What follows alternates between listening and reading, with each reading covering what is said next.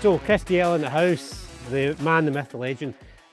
So thanks for coming on board, Kris, and joining us. A lot of people have seen your stuff out there. You're very proactive on LinkedIn, and Instagram is your second home.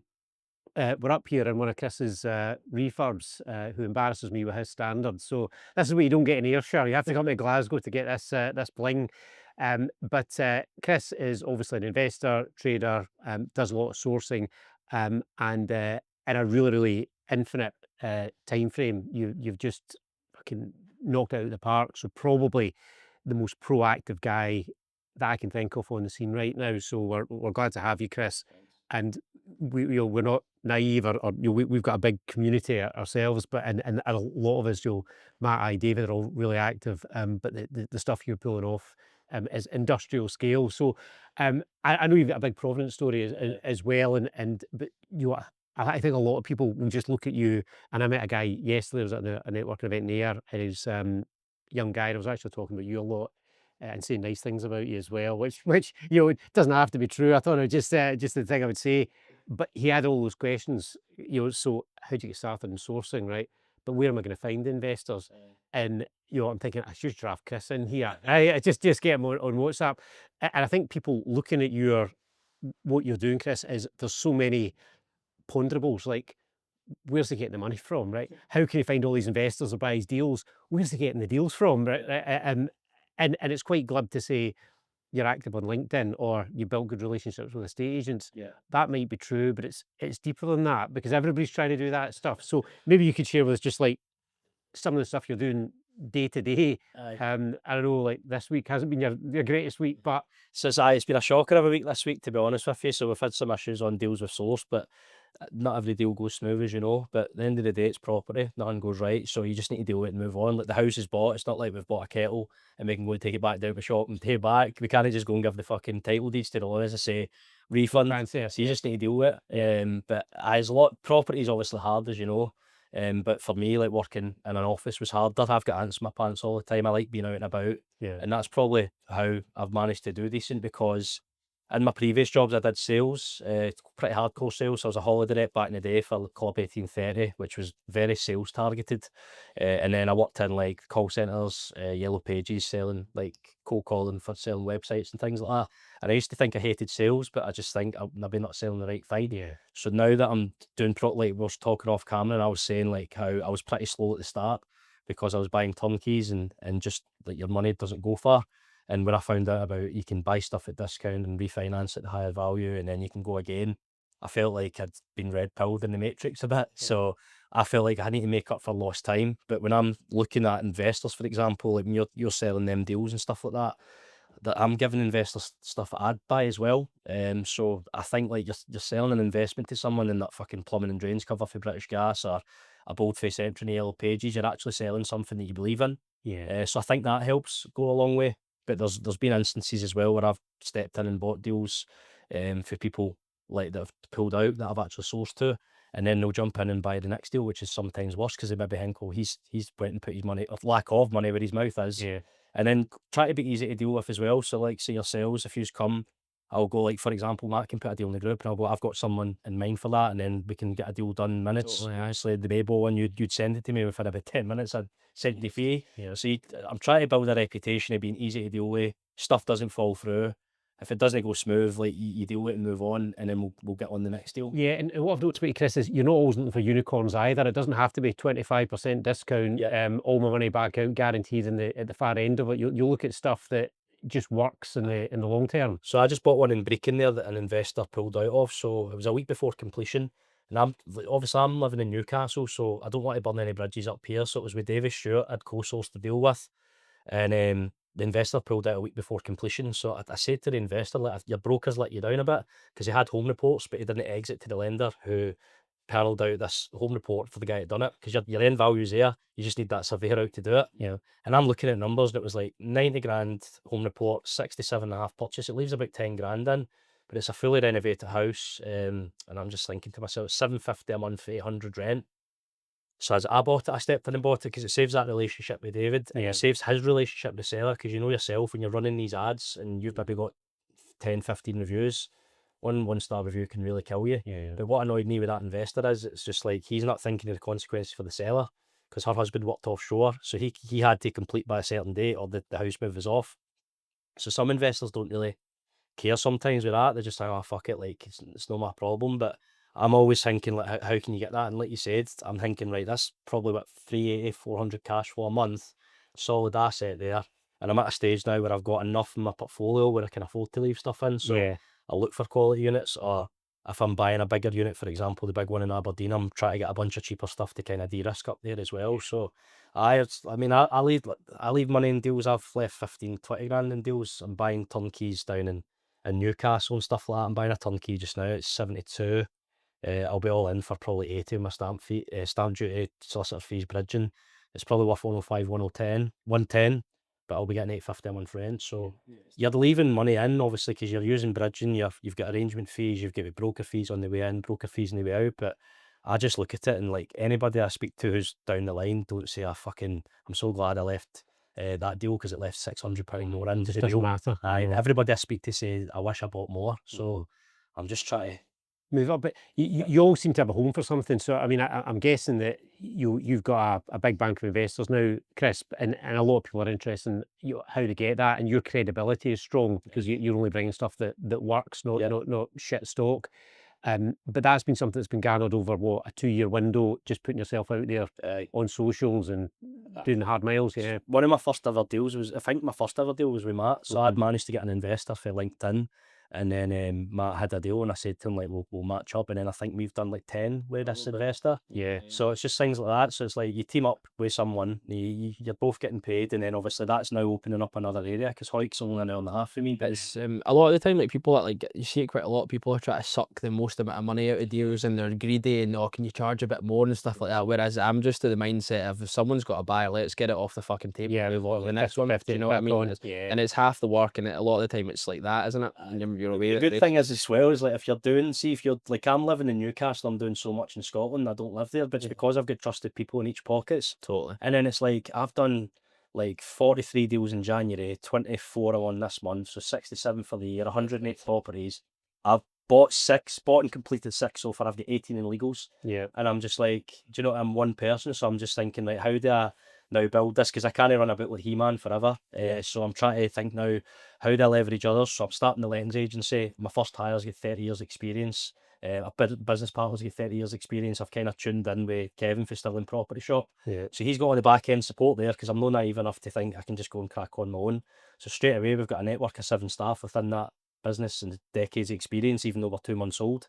And it's self-sufficient already, and then you'll be generating leads down the line for landlords that want to exit and stuff. So yeah, totally. That's a kind of bolt on. So you've now got, like, I could source you the property, renovate it, and pass you on to the lettings in the back end. And it's amazing you've done this. I'm saying as a one-man band, you take a lot of credit for that. Your association is super smart. I'm pretty sure the dog works the business, right? Chris has to run stuff by him. He's like, that's shit, that's not going to fly. But the other thing, Chris, is, and sometimes you can come myopic, and I've always run ads, and that was my background and all the rest of it. And admittedly, my best deals have come from direct to vendor stock, because you're the only ads in town, you can have that conversation. But that, just because that's how we've done it, we teach a lot of people and share. And before we came on camera, saying, like, Jesus, Johnny, I'll go through my Facebook, your 30 adverts, some adverts the same guy with 2 different brands and all the rest of it. But you're not stuck on, you run your ads and all the rest of it. But you're not entirely stuck on that. I think that's the other thing. Before we came on, you were saying a block of 6 flats owes you 150, 160, probably worth 250 on the way out, and it was sitting on Rightmove for anybody to have a go at. So percentage-wise, a fair chunk of your stock will come from on-market stuff as well. Aye, so, like, you're talking about my German Shepherd there. So the flip I always go on about my street, that was on the market. And I was walking around and just bumped into Sally by accident. I said to her, I was like, what's happening with your house? Because it keeps falling through and going back up. And she's like, oh, I'm having issues and stuff. And it was just a bit of subsidence on the garage. Like, we point it and off you go. But I said to her, like, that I know for a fact that auction company will try and buy that house. So I'll buy it off you right now at 170. And she said no. And then a week later, she texted me, and I don't know what came over me. Maybe because she loved the dog and I was being cheeky. I says, look, I'd love to buy your house, but I can only do 155 now. I bought something else, and she accepted it. Right. We spent 40 on it, and I sold it for 260. But it was funny because it was 20 doors down for me. And the week we went to put it live, this was actually a learning curve because I'd never used to stage. 3 houses on the street went up at the same time as mine. No way. So mine's was the last to sell, and the other ones went. I've done my figures in 250. It went for 260, but the other ones were going for 280, 290. So I was thinking, see if I'd staged it and given it the homely feel. Yeah. But that was sitting on Rightmove again. It's like I think a lot of people turn their nose up on it, but Yeah. a deal's a deal, no matter how it 100%, comes from. yeah. A lot of folk get so fixated on it, and a problem I find with the off-market sellers at times. I met one yesterday. He's got a portfolio of 8. He's wanting top dollar for it. So the sellers think like, oh, that's sold for 100 grand in the streets of mine's is. Yeah. But yours needs 20 grand to work on it. So it's educating. And it's tenanted and this and that. You know, so it's all of that thing. And I think you one of the issues that you always have in direct to vendor is, you know, I want 200, right, Mary? Where are you getting 200 from, right? Because the neighbour sold for 200, the one up the road sold for 200, right? That was a 4-bed, Mary, with a fucking swimming pool and a helipad, right? You got 2-bed flat here, right? So we're not talking apples for apples. I quite like working with estate agents because it takes a lot of the pressure off the seller side of it, I think. And you know, I tend to find that less things fall through when there's an agent involved because they're keeping them up to date and they're doing this and they're doing that. So sometimes I think it's actually quite easy. I've struggled a wee bit because of the lack of control that you know. I quite like the lack of control. Sometimes, I know, honestly, because you don't have to. It's not as relentless. 'Cause if you've got 30 deals in conveyancing, they're all off market, and you've got to update the buyer and the seller. It's fucking chaos. And that is the journey. It's chaos, man. I'm doing one just now and it's off market. So we've sourced it 36 grand. It's full shooting match. You need rendering windows. The garage needs done at the back and everything needs done inside. So you're probably talking 40 grand. But the seller's been on me like mad if he doesn't hear within a day for the house. Totally. So I've had to switch lawyers to a different one to get it through because he says if it's not done for Friday, I'm out. Yeah. And my lawyer's been off sick last week that I've been using. And I'm just thinking, well I'm caught between a rock and a hard place here. And then they can just pull the plug and go because he knows he's selling it to me in the cheap because it's 36. The investor will spend 40 on it. I just done one round the corner within 0.2 miles. It sold for 103, so that's going on land reg soon. I've got a 3-bed round the corner revalued at 120, so I know like I'm in ballpark 100. And then an estate agent I work with just sold one 2 doors down. It's under offer at 92.5, and it's not as nice as the other one. So straight away I know my end values, but it's for working with agents and actually buying as well. Just getting to know your area, I suppose. So I'm just completing one tomorrow in Hoyk, and I've done 4 on that street before. So you've got fucking every single bit of data you could possibly want. Do you know what I mean? So it's the easiest thing in the world once you've done quite a few. Eh? I've done. There's a one in Stanley, a street called Orwell Gardens, and I've bought 2 and I've sourced 2 on it. And I gave a turnkey to a client there, and he's like, mate, I think your rental figure's miles off. And I was like, well, I've got 3 so far. They're all rented at 650. So I was like, you want to get S's? Like, I'll trust you. But he was pulling comps a quarter of a mile in, but it was pulling in an area called Southmere, which is like Beirut. It was like where Simba was told not going. Like, it was Southmere he was talking about. And like you can't get mortgages there. And like what I see is sourcers for down Leeds or whatever, they're touting things as flips on that street. But if you look on the street, it's like 40, 50k, you can't get a mortgage, but they're pulling in within quarter of a mile. Oh, that's a 0.1 mile away. But it's a new building. It's actually a different part of Stanley. So although it's that fucking close, it's totally different. It's well you saying that though, right? But you buy like all over Scotland, all over the north of England, right? You can't know all of it. Right? So I get comfort because I think I've been up that road, right? I'm just at an age where there's not half a street, right? So to be G52 or going to Hilton, right? So is it PX1 or PX2? Right? That'll make a difference. But you are buying stuff and putting people into stuff, which is probably even more. I say dangerous is the wrong word, Chris, but you carry more responsibility. If you make a mistake with your money, then it's on you. You'll figure it out. You're a big boy. But if you do it for somebody else, you feel that bit more culpable. So you're still putting your hand up and predicting what's going to happen in areas that you're not necessarily that familiar with. So I'll kind of try and sense check things. I find the surveyors friendlier up here. Yeah. So I find a lot of them will sense check things in areas and like give me a guide on if I'm writing the end value.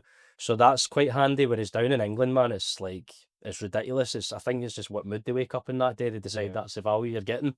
But I lean a lot on surveyors and people I know that are buying in the area. So like I'll maybe say he brings me a deal in Aberdeen and I'll go and speak to Cammy Smith, for example, who's got 30 properties in Aberdeen. Yeah. He played for Aberdeen, grew up in Aberdeen, so he'll be able to tell me straight away. So it's just about finding people in that area and then go, look, I've been brought this is their projected figures, like does it stack? And he'll be like, that's a really nice one, or that side of Union Grove's really nice, but that one struggles to rent out as much. And it's just having that really helps. Yeah. Whereas like when I was starting, you're desperate to get a deal out, you'd put anything out, like, fucking this is going to be. And I think it does come down to this thing, volume as well. So, and we've met a few people, and there's people that jump to mind immediately where they're continually pitching the same property. And you think, right, it wasn't a deal 3 months ago when you first looked at it, right? It's not a deal What about Kris Dalziel? No, he'll tell you it's not a What deal. about that person? I've seen you comment on it before. That person that's trying to sell that flat in Fife, and she's been Aye, posting it on probably, Facebook. she's been trying to sell that since Christ's fucking left hand for man. Honestly, And it's the same copy and paste mix. Aye. Every single. I actually seen somebody commented on it saying PM me details. Fucking hell, you don't know. she blocked me for roasting her, and then she unblocked me, and she messaged like, "Fucking amazing investment." Well, that can't be that amazing. 'cause it's It's sat not there her for- fault. You don't know what you're talking about, right? If you can't see a deal in Fife and it's put in front of your nose. But I think that's the other thing, and if people are watching along, is just your sheer activity, and I do wonder, like, Kris, how you do it, like even the refurbs. If I've got 2 refurbs on the go, I'm losing my shit. Like, oh no, now they're scraping the wallpaper. I should never get into this, right? But how you remotely manage all of this stuff is quite admirable, and I think you've got just good processes, and maybe your head's just a good process, but it's hard to kind of ascertain it sometimes.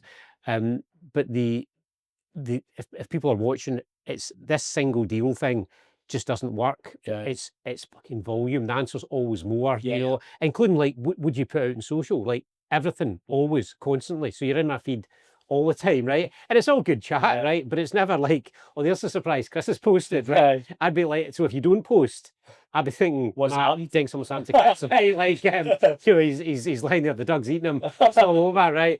We're all going to be able to buy more property then because Kris Dalziel's out of the game. But the answer generally to most things is more, right? You know, and I think that's you know, and people can get the Providence story. But when you first started out, and a lot of stuff just went pear shaped. Aye. That you're not like, oh no, I'm 5 grand down here. Like, how about 6 figures down Aye. in the hole? Not your money, nowhere to turn, nowhere to fix it. Yeah. And you just did, and you did it through activity and volume and all the rest of it. You know, and I think that's probably what. And I think I'm fairly experienced and I'm pretty active. Aye. But Jesus, Johnny, I'm thinking leave some for the rest of us because it's almost everything that you're involved in, or you're co-sourcing with someone. So, which actually is another irritant for anybody that wants peace on their social media. It's not just you. Then people say, oh, co-source with Kris Dalziel, you know, tagged. So the big thing I think is just your kind of relentless nature means that you're always in the middle of stuff. You know, and it's. And I'm still struggling to articulate how you get there with it, Kris, because it's, you know, everybody tries to get relationships with agents, right? And I know you've got relationships with agents. You've probably done really well with sources, but it's a competitive market. There's lots of auctions out there. There's countless people running direct to vendor ads, but you're still getting a fair score. And a lot of your stuff is off market, and it's coming to you from agents, from relationships you built over the last couple of years. It's mad. So I met an estate agent, so I met one just by chance. It was when the Biggie was a wee boy, so he was much more cute and approachable. And this guy was just sitting doing floor plans, and I bounced right up to him, and I was like, "Are you in property, mate?" He was like, "So am I." So I was like, "Fucking give me your number." And I was just hounding him like for months, and then I saw him on somebody's Instagram. I recognised the hair. So I screenshot it and sent him it. And I was like, when you going to give me a chance? Because the guy put up like off market son. He's like, nah, that's not me. And I'm just like, no, it definitely is. And then eventually I just let him know I wasn't going away. And then I was doorstepping. I was going into agents once a week religiously. There was, I was saying earlier, I thought there was 6 estate agents. So I was going up the hill. You've got True Homes there, Suzanne Graham there, Your Move there, Sarah Main's there, then Pattinson's there. Once a week, 5 agents. And then eventually the Suzanne Graham one just totally pied me off. Built relationships with some of them, and then Pattinson's were kind of pieing me off as well. And then they had a property listed with their branch, but I bought it via another branch because the agent was being like sound and forthcoming. Yeah. So then they're like, why are you not buying off your home branch? And I was like, well, I've been trying. And then see, actually, once I went through the process of buying one, they're like, fuck, he's not a tire kicker. He does actually have kind of cash-rich investors. The most important thing, isn't Aye. it? It's just once you do one with them, it's like, fucking hell, this is actually real now. And we normally pay them referral fees as well. Aye. And if you do that, then it's like fucking having 2 dicks, man. So there's an agent I do stuff when I say to him, like, I'll just split whatever you want, we'll just split 50-50. And he says to me, he's like, I'm not being condescending, Kris, but he's like, you've this big fucking mad Scottish lad came down to Newcastle, you didn't know any cunt, and he's like, you're wiping the floor with everybody. He's like, how are you doing it? I'm speechless. And he's like, genuinely, because he's like, if I have a deal, for example, that looks like it's going to fall through, I've got somebody backfilling it immediately.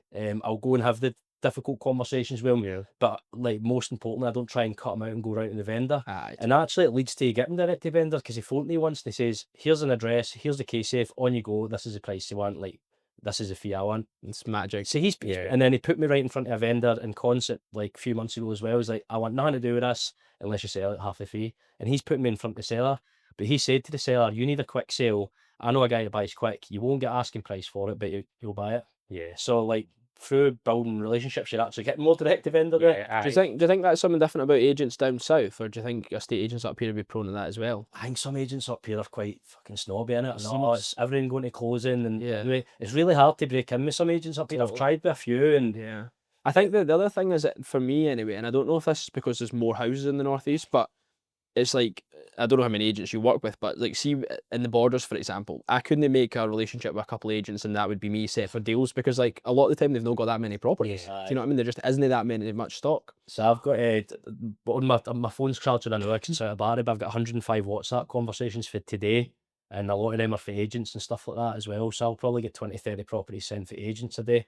But the good thing is with That's agents, mad. Do you know? But this comes down, Chris, to execution, because it wouldn't happen, right? Because and it's probably the biggest thing that the biggest mistake sources do is they stumble out of an event or a course or whatever it might be, and just your chat. You know, I've got cash rich time, right? Have you really? Hang on, sir. I've been waiting for you. Here's a flip.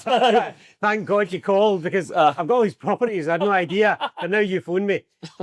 So then they disappear, and it's radio silence for 2 or 3 weeks, or you know, worse again. I've seen offers go in. You know, Well, sure, I had one on through the estate agency. I'll tell you about this. We had a flat in Galashiels that we had on through the estate agency, right? And we put it on, and some guy from Glasgow or something, I can't even remember who the guy's name was. He says to Judith, "Oh, do you think the seller would take 95 grand for this?" And Judith was like, "Okay, I don't know, let me go and see." Phones him, yeah, we would take 95 grand for it. This guy sends an offer in through Lindsay Devine, right? Who we all know, in his own personal name to my estate agency, right? And I was thinking, oh, fucking magic, that one was sticking to me, but I can't believe I managed to get rid of that happy days, right? Thinking it was just a normal sale. And then he messages me on Instagram and tries to sell me the deal. He says, "Oh, someone's put me in touch. I hear you're in Galashiels. I've got this deal here." I says, "Hi mate, send over." No, and he fucking sends them own property. I was thinking, what the fuck? It's like that Spider-Man room where they're pointing at each other, isn't it? Yeah, and this is the danger, because some people. God, I looked at it and I thought, I was actually devastated because I thought we'd sold it on the market. I was like, oh, for God. I pissed myself laughing, man. You need to respect the boldness, trying to sell your own property. I mean, that's a lack of fucking self-awareness. But because the sourcing games become harder, and because they're getting a bit of resilience and agents, and as an agent up in Greenock, and I was buying it, and she was like 4 times she asked me, "Are you buying this?" Aha. So I'll give you my name again, my company name, but it's me. Well, who do you think it is? I mean, but she'd been so inundated with sources that she was, and that's when it becomes Chris, like, so then a call from someone like you, and it's like, this is just another one. But the difference is it's execution, right? So don't say you can do a thing unless you can do the thing. Exactly. And you've always been able to do the thing. And so with like a situation like that, like the one I worked for, which I shouldn't even say this because people start using it, is it comes in the person's name or nominee, right? Which is quite cute, right? So you're thinking, right, I've seen this. That's popular up in Aberdeen. Everybody does that. It's no wonder. But I think he'd asked Judith that works with me in the estate agency, what will this rent for? So Judith says, "What do you think this rent for?" I don't know, $650 or something. Sure, the deal pack. You know, said the deal pack came through at $750. You should get them to your one day event next time, fun. Honestly. I was like, I think it was Andy Mackay or somebody like that knew him to something, and he says, "Oh, this guy's got a deal in Galashiels." I said, "I tell him to send it over, mate. No problem." I looked at it and I was thinking, oh, fucking hell, man. I know. Some folk are dough balls, and then it's like, I'm direct, but then I need to split it 5 for him for doing a viewing, and also he needs cutting as well. And if you beef the feet up $1,000 and put it in your group, even though it's in my group, $1,000 less. Totally, man. It's complicated at times, man. People make it complicated, but don't they? It is either. Because it can be really simple. Like, Do you know, but you embraced fee shares and all the rest of it. Even before me. We were talking about that one that I sold yesterday. Yeah. I sold a flat for 12 grand yesterday, and my fee on it's fucking terrible. Like, you wouldn't even get out of bed for it. But I just says to Barry, it's like, it's £1,000 for sending a WhatsApp message of him to him. Fuck, I'm day every day of the week. Do you know what I mean? I just think probably I'm jaundiced from a few years ago where it was everybody stumbling out of courses. Yeah. And you get hit that many times that eventually you just decide they're all the same, you know, and then you may just meet the odd guy. You're thinking pragmatism wins. If you can do it today at half the fee, you don't have to list it. You don't have to go and see it. You don't have to like the wallpaper. What we do is it's pretty hard, isn't it? Do you know what I mean? To make everything fucking join all the dots and that. So see when you get an opportunity to do an easy one, just fucking do it every single day of the week, man. Every single day of the week, because some of them, like the one we done this week, has been fucking a nightmare. Like, do you know what I it's mean? a good job I'm baldy already, man. I'll not be long behind you, I think, but yeah. So kicking forward, Kris, then what's the plan? You're going to stop now, move to Dubai. That's what all the best people are doing here. I'll be drinking skinny lattes and teaching mindset, selling a mastermind. I love living in Newcastle, and I think it's a great place to be and invest. What do you like about it? Everything, mate. It's obviously you've got the transport links, so you've got the Newcastle airport. Obviously, the takeovers had the city buzzing, so you've got actually a good football team rather than going supporting Airdrie. We're getting fucking scudded every week. So you're actually getting to see good football. There's good universities there. There's just a lot of, see, even for when I've moved as well, like I'm a proper geek in like research places, and there's a lot of regeneration going on in the towns and stuff like that, and there's like student blocks starting to go up in the city. There's just so many factors. There's a new treasury office going, there's government funding, there's commercial funding for developers, and then there's folk like us that are trying to follow the money and making a return on it as well. But it's brilliant. You can get down to London in 3 hours on the train, there's get up to your tours, fly abroad with tours, you know what I mean? It's got everything that What's your split, Kris, between Scotland and England right now, would you say? I'm getting a lot in Scotland just now, but like the England stuff I'm buying. So I bought one in Blythe yesterday, completed on it. An investor pulled out, so I'd agreed at 55k on the premise that we complete for the 20th. It's actually 6 days ago I completed in this, the 21st. Yeah. And it went up to 60 grand. The investor pulled out before completion, unfortunately, so I stepped in, bought that. So that Blythe's really good. It's going through a lot of regeneration at the moment. You've got the rail line up there as well, going all the way up to Bedlington, so it's going to become commuter towns, and the rents are starting to creep up as well.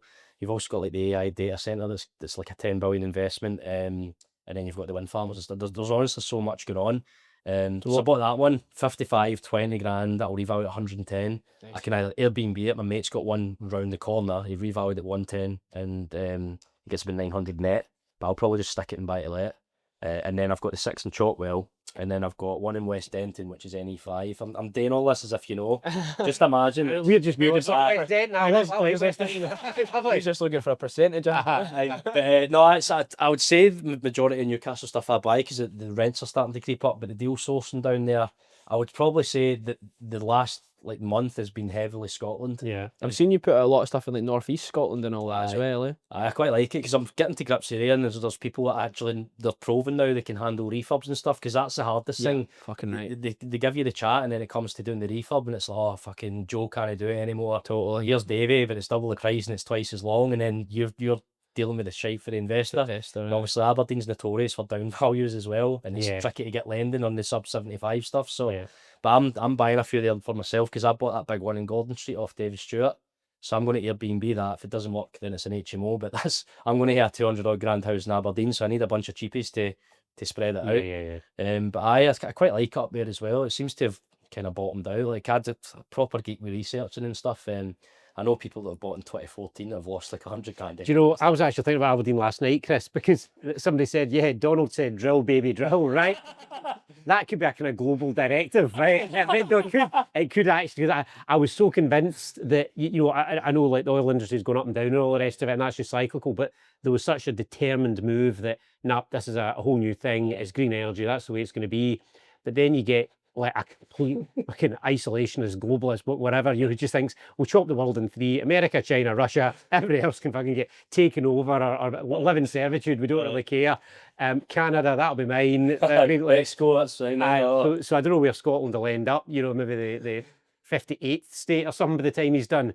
But that kind of narrative sometimes makes you think, well, maybe not just done and dusted with oil and all that chat here, because as soon as one country makes a move or commits to something, and that's the agenda, that, if you're going to be economically dependent, you need to go back to it's all very well hugging the trees, and I'm not dissing it, but we've all got to live and make money and all the rest of it. So I was thinking about Aberdeen based on those 3 words, drill, baby, drill, right? It has got me thinking about it. So you just build away your portfolio, and the sourcing thing, you're probably the most active sourcer out there now, Kris, and it's a a lot of it's still coming from agents that are bringing you stuff, building relationships and all the rest of it. But I think your activities to be admired, and we always try and give at least some part of, rather than just being a fucking three-way, spitball. And again, good for those three shooting the shit, that people have some kind of element of takeaway. And I think with you, it's just the sheer volume of stuff you're doing, right? That when people focus on,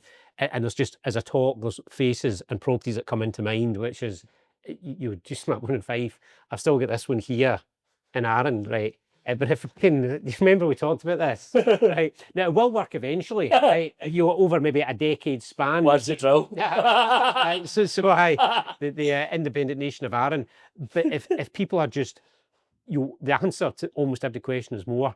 More than many socials you put out, right? 20, well, it should be 30, right? You have how much money you putting in, it should be more than that. Many agents you speak to, 10, why not 20? And as I'm critiquing that, I'm critiquing myself as well, because I've got older, I've got fucking lazier, and maybe the hunger leaves you a wee bit and all the rest of it, whereas they'll die of the Tigers live. What have you now? 33, I'm 33 in November. Forget it, it's done. Do you ever have any health issues around with the stress and the working and all that kind of stuff? Nah, I put a lot of weight on when I get frauded for the 100 grand. So like I probably put on like 35, 40 kilos stress eating. So I was trying to keep it away from my missus. I was just gaining a bit of traction. I had 7 deals like going through. So I was like, right, I can quit my job now. And then a week later I found out, now remember that fucking 100 grand that you thought was coming? That's not actually coming. And by the way, you owe 115 grand. What was it exactly happened? So I knew this guy for years, and he had quite a few properties. And when I did my property course, the guy was like, get out to your network, your existing ones. So I thought, I'll message him. So we spent like 9 months talking back and forth. He was putting offers and stuff. And his missus wasn't well and got a payout for the NHS. But the doctor today in the future, if he was like Martin McFly, he's went in the DeLorean and fucking put it back to the future. But obviously, they did have a payout. I phoned up it was weird because I phoned up the solicitors called Digby Brown. I says, just to confirm you have a client called this. Yeah. And then it turns out they did have a client called that, but she was for the first ever revenge porn case. So they just happened these two shared the same name. So I'm like, right, everything checks out, all good. And then obviously it turned out the money had already been gone. So you got somebody to loan him 100 grand for what I thought was a property deal, and he just spunked it up a wall or what? I don't know why he done it to this day, but fucking mad, isn't it? Aye, so I managed to. You're sitting in the middle of it, Chris. I had middleman it for I was direct to the fucking loaner instead of the vendor. Yeah. And but I don't know. It teaches you lessons that, but like fucking, it was stressful. And then that's when I was like, right, I'm fucked. Like, yeah, I need to just get the head down and source baby source instead of drill. Is that, and just sourced your way out of the... Aye, but how long did that take? About a year, just about. Yeah, that's heavy going. It was hard, and then like the one that you're saying about the health, I've run marathons and ultra marathons and stuff, but if anything, I'm kind of taking the piss out of myself because I'm running at this size when really I should be cutting about 95, 100 kilos. So that's my focus this year, and obviously the dog keeps you active and stuff as well, but it helps the business. So I was talking to Andy Mackay the other day, and I'm genuinely at a stage now where I can't sleep at night because I'm buzzing to wake up the next day because I'm buzzing. Class, mate. So I was texting Andy Mackay, he's like, do you fucking ever sleep? And I'm like, aye, like I'll text you in the morning when I'm up. So he stopped replying. I was like, right, mate, enjoy your sleep. And then I texted him about a deal that we're doing in Edinburgh. So I'm fucking hammering his phone. And then I sent him a picture at 6 in the morning, like, right, wakey, like fucking 5 hours later. But it's just a genuine, it's like adrenaline as well, isn't it? It's almost like a game at times. It's like, right, how many can I do a day? Yeah. But when you've got that, see when you wake up in the morning knowing you're either going to buy or sell a house, it's fucking some feeling. Yeah. Or something's going to come out of nowhere, or an investor's going to phone you. Like I had a guy the other day, I've got my Trustpilot and I'm getting a lot of people phoning for there. So he saw my Trustpilot, emailed me, he says, look, I'm based in Dubai. I says, I've spoke to some sources. He says, you seem like the guy for me. Got on the phone to him. And he's like, look, I've looked at your fucking company's house. He's like, yeah, I think you're definitely the guy for me. Because these other guys are all saying, I've got this and that. And you check and they're either buying it cash or they're full of shite. Yeah. Most often they're full of shite. Yeah. So it's just good that you can actually show I'm actually buying in these areas that you're also, I'm pushing, do you know what I mean? Rather than, cheers, there's the money and see you later. So I just starting to pick up people for random places, try and do good deals with them and then build relationships. Like one of my best investors now, we've done probably 3 or 4 deals together now, flips where he's funding it and we're halving the profit.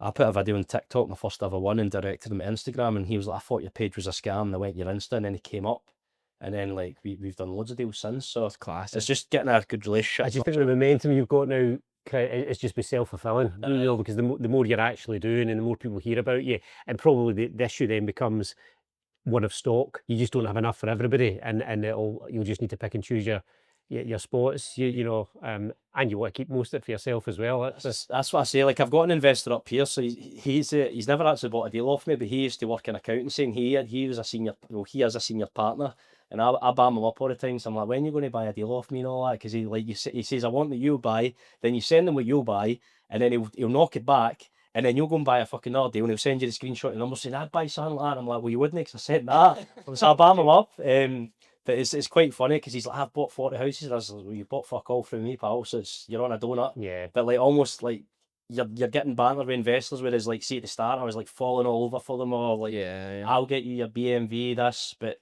through kind of speaking to the investors throughout the start and having all the near misses and the deals that have fell through and the investors that have wasted your time, it's kind of gave you the experience to just sting me now. And but it's another thing that you do, Kris, and probably you look for investors as well, because I think you referenced one that Andy had bought, and you phoned him and he bought the deal. And sometimes it's like you just don't have time anymore for people who won't pull the trigger and shit. You know, so here it is. And how do you pick them? Do you just stick in a WhatsApp group of you? So I just like, I know like some people always, like Andy will always buy a deal, and I'll always try and buy a deal as well. So like that Edinburgh one, I'll tell the Edinburgh one after this. I just basically phoned Andy. I says, look, I've got this deal here. The desktop valuation 62, so you can bridge in with this and exit on this at 62, 70% LTV. He's like, Joanna, higher noise, I'll take it. Yeah. So there you go, but job done. He'll be in and out in 4 weeks. But then the Edinburgh one, we're doing at the moment, it's a big Airbnb.